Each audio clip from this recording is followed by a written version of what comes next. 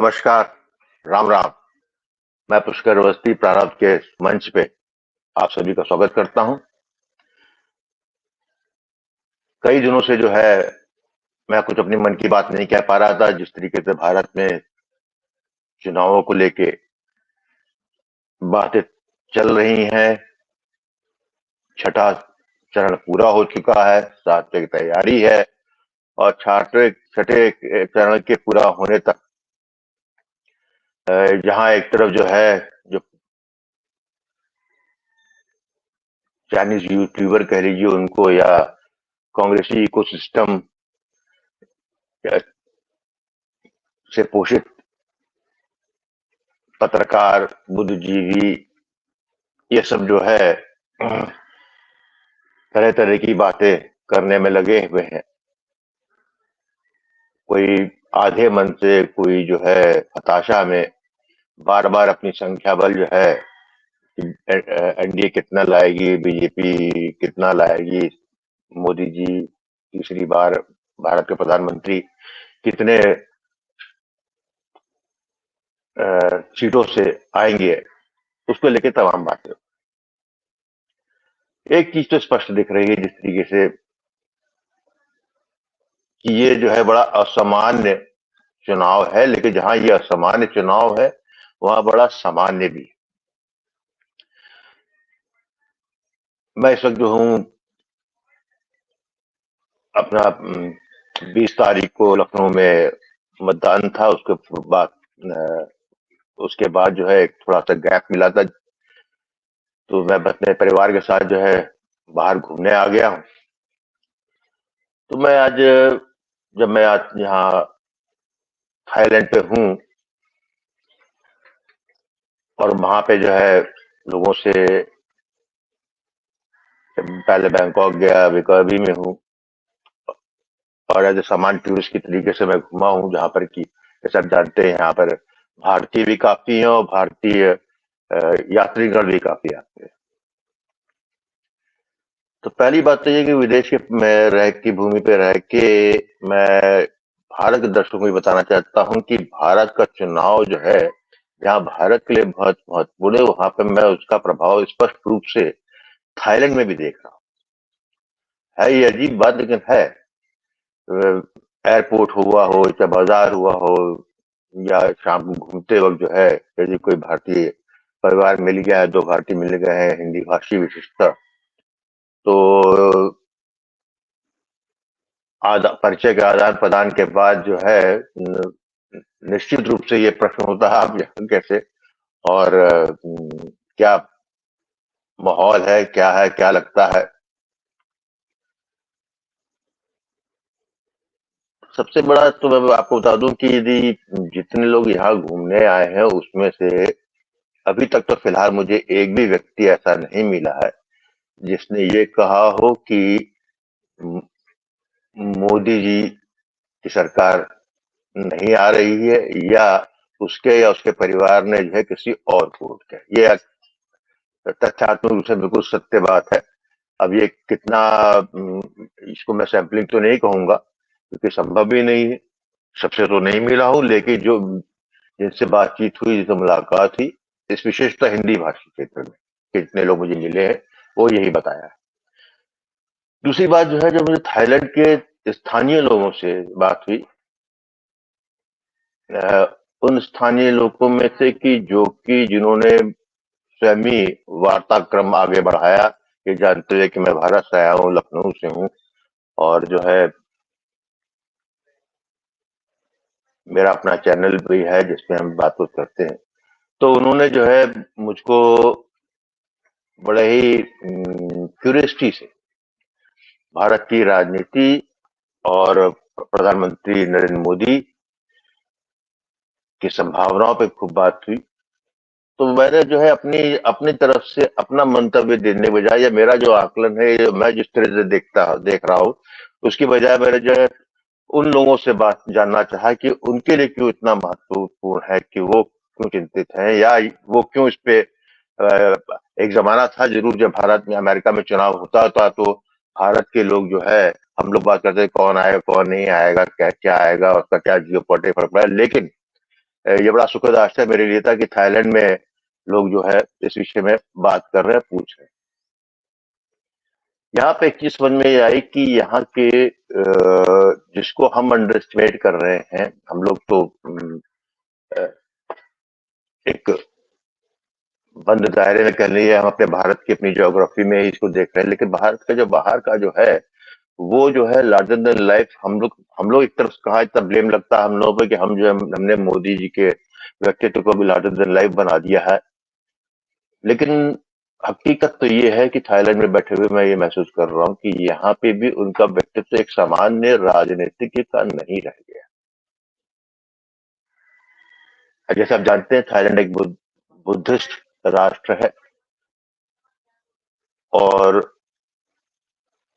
यहाँ से जो है भारत से आत्मीय रूप से,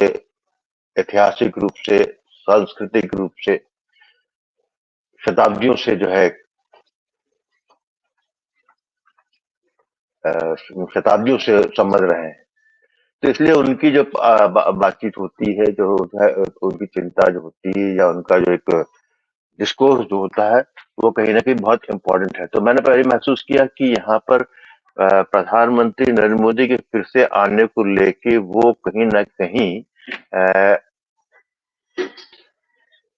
इसको सांस्कृतिक रूप से कह सकते हैं, इसको आप जियो पॉलिटिक्स के हिसाब से कह सकते हैं, या इसको आप जो है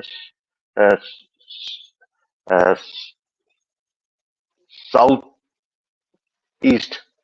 एशिया की राजनीति कह सकते हैं, या स्वयं जिस तरह चाइना का जो है, चीन का प्रभुत्व जो है हेजेमोनिटिक इफेक्ट से पूरे साउथ ईस्ट एशिया में पड़ा है, उससे जो वहां का जो जन सामान्य वर्ग है वो किस तरह से इसको लेकर चिंतित रहता है, या सोच रहा है, या किस तरीके से अपने भविष्य की उत्कृष्टता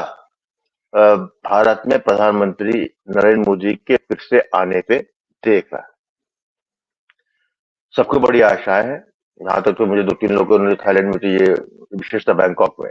तो मुझसे कहा कि वो आशा करते हैं कि इस बार प्रधानमंत्री नरेंद्र मोदी जब फिर से तीसरी बार प्रधानमंत्री बनेंगे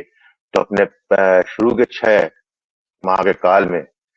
जो है वो थाईलैंड जरूर अपनी एक यात्रा करेंगे, ताकि जो है हम उनको जिस तरीके से शेष विश्व में उनकी जो है उनकी आवाभगत होती है, उनकी विचार सुने जाते हैं, उससे प्रभावित होकर जो है नए समीकरणों को जन्म देते हैं, तो यहाँ पे भी कह सकते हैं कि यहाँ पर भी उसी तरीका का भाव मैं देखा है। क्योंकि आज मैं यहाँ पर अकेले बैठा हूँ, जब मैं इस वक्त मेरे साथ वार्ता है, तो मुझे जितनी खबरें जो अपने मित्र और अपने लोगों से जो है समाचार मिल रहा है, उसमें स्पष्टता ये हो जाता है कि जब मैं आज 27 तारीख को यहाँ बैठ के बात कर रहा हूँ, तो ये एक तो स्पष्ट है कि प्रधानमंत्री मोदी 4 जून 2024 को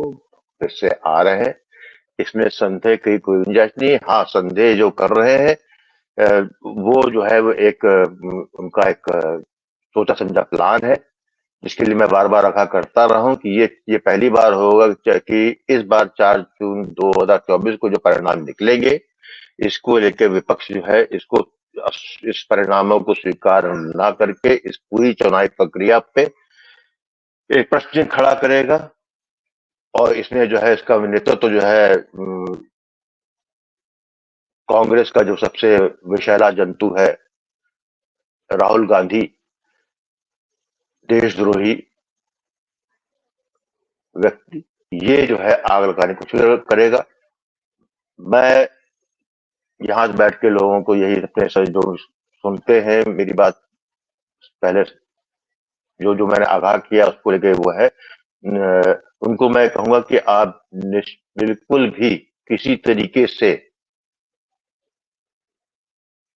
किसी संदेह में ना रहे। इस तरह के प्रयास होंगे, इसकी ये जिम्मेदारी आपकी है कि घर में आग ना लगने दें।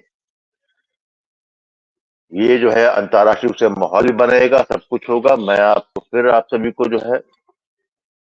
यहाँ से निवेदन करूंगा कि 4 जून 2024 को जो परिणाम है उसको खूब जो है उत्सव के रूप में स्वीकार कीजिए, एंजॉय कीजिए, लेकिन जो विपक्षी जो है अपनी तक आग उगल रहे हैं, जिस तरह भ्रांतियां फैला रहे हैं, जिस तरीके से उनका जो है निकृष्ट इरादा है पूरी तरीके से भारतीय चुनाव को और इस परिणाम को जो है कलुषित करने का, उसका जम के विरोध कीजिए। हर चीज सरकार नहीं कर सकती है, ये जनता ने का मैंडेट है, जनता ने जिताया है, जनता के हक में डाका नहीं होना पड़ना चाहिए।